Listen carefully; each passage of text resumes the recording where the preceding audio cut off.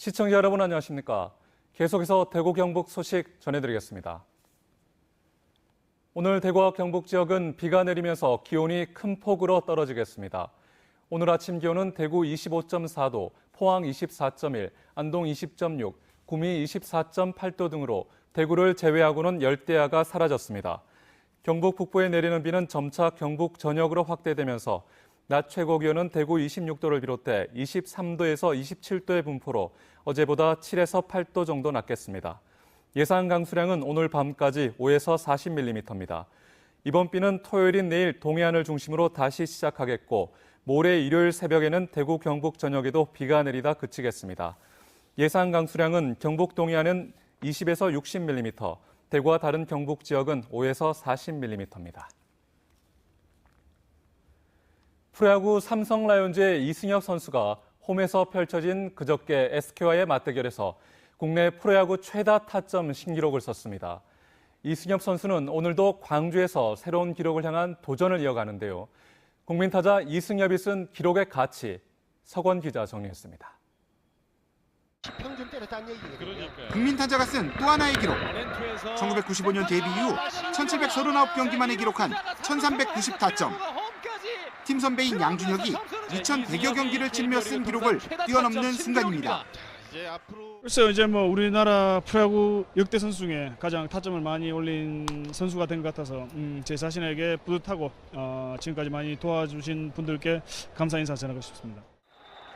역시 팀 선배인 양준혁이 가지고 있던 최다 홈런 기록도 일찌감치 갈아치더니 이제 한일 통산 600호 홈런 달성도 2개를 남겨놓고 있는 상황.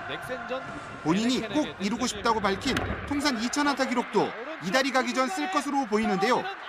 여러 대기록들 사이에 서 있지만 냉정함을 유지하는 모습에서 살아있는 전설의 힘이 느껴집니다.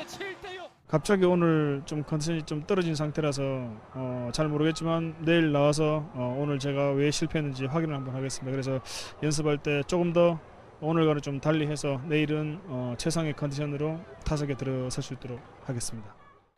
삼성 성적이 극도로 부진한 올 시즌. 팬들에게 이승엽의 기록 행진이 큰 위로가 되고 있는 가운데 2017년을 마지막 시즌으로 선언한 이승엽의 모든 타석은 이제 우리 프로야구의 새로운 전설로 기록될 전망입니다. MBC 뉴스 석원입니다. 대구시는 오늘 오후 시청 별관에서 외부 전문가 자문단이 참석한 가운데 동대구역 주변 교통 문제를 점검하고 해결책을 논의합니다. 대학 교수 등 교통 분야 전문가 17명으로 구성된 자문단은 오늘 제1차 회의에 이어 앞으로 수시회의를 통해 동대구역 주변 교통 소통 방안에 대해 자문할 계획입니다. 동대구역 주변 교통 문제는 동대구역 복합환승센터 개발로 하루 3만 대 이상의 교통량이 발생하고 동대구역 고가교 확장 공사 등이 늦어져 차량 정체가 심각해질 것이라는 우려가 그동안 제기돼 왔습니다. 경상북도의회 농수산위원회가 이른바 김영란법 시행에 따른 농축수산물 법조용 대상 제외 건의문을 채택하고 다음 달 1일 본회의 의결을 거친 뒤 국회에 전달하기로 했습니다. 농수산위원회는 김영란법의 9월 28일 시행을 앞두고 농축수산물 유통시장 위축 우려에 따른 농업인 피해 방지 대책 마련을 촉구하기 위해 건의문을 채택했다고 밝혔습니다.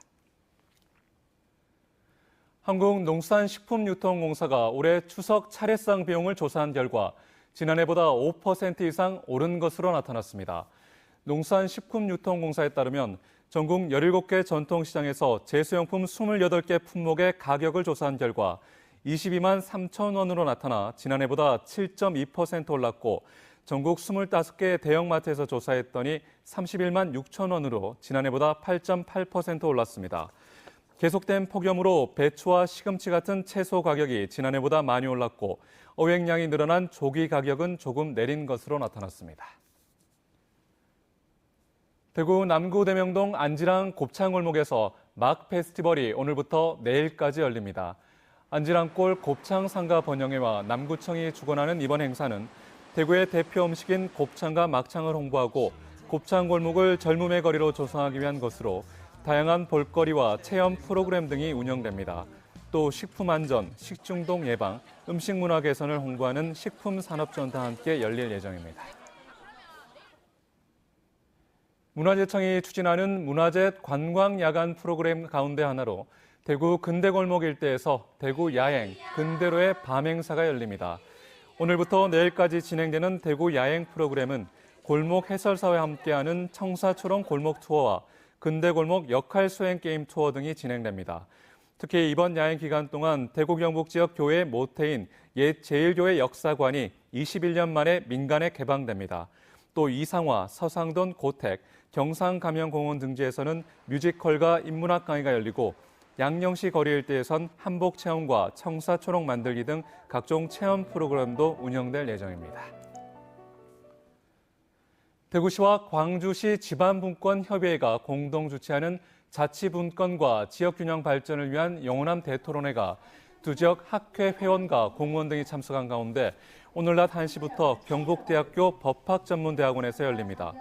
토론회에선 자치분권과 균형 발전의 문제점, 20대 국회 지방분권 추진 과제, 지방자치를 위한 지방정부의 역할과 기능 등을 주제로 전문가들의 주제 발표와 토론이 이어질 예정입니다.